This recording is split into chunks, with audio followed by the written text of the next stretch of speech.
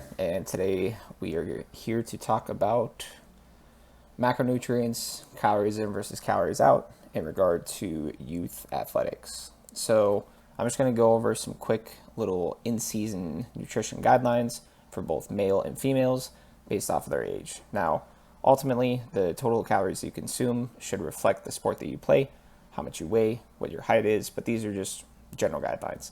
So for males between the age of 6 and 7, I'd recommend anywhere between 1,800 to 2,000 calories.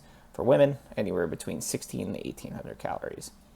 Now, next, we will go over the age of 10 to 12. So for males, I would recommend anywhere between 2,900 calories to 3,100 calories. For females, I would recommend anywhere between 26 and 2,800 calories. The last little age group here that we're going to go over is for males between the age of 17 and 18. I would recommend anywhere between 3,700 calories to 4,100 calories. For females, I would recommend anywhere between 28 and 3,100 calories. Now, once again, like I said, this is an off-season diet. This is all dependent on the sport that you're participating in. If you're participating in a sport such as cross country, you might need a little bit more. If you're participating in a sport such as, let's say, volleyball, you might need a little bit less. It really just depends on the person, how this youth is, I guess you would say, recovering. There's a lot of metrics that you can ask this person as well outside of just body composition to either increase their calories that they consume or decrease them. Now, how they're recovering, how they're sleeping, how they're feeling, or ultimately, if their performance is going up, then their nutrition might be meeting the standard that they need. If their performance starts to go down, then you might want to take a little sidestep and be like, hey, we might need to make some adjustments here.